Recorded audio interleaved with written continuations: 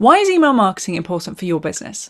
Put simply, it's the best way to build and maintain a relationship with a potential customer, taking them to the point of buying, becoming a repeat customer, and maybe even referring you to their contacts.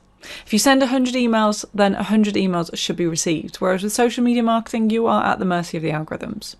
But as with all relationships, it needs to be managed well, so here are some quick tips.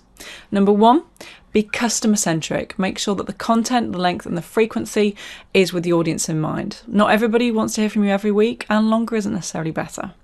Number 2, be consistent. Consistency suggests reliability and helps to build trust, so only commit to a format that you can maintain. Number 3, give them options. If you have a diverse range of content, maybe even multiple venues, then give your audience a choice about what they receive when. Next week, is your social media marketing working?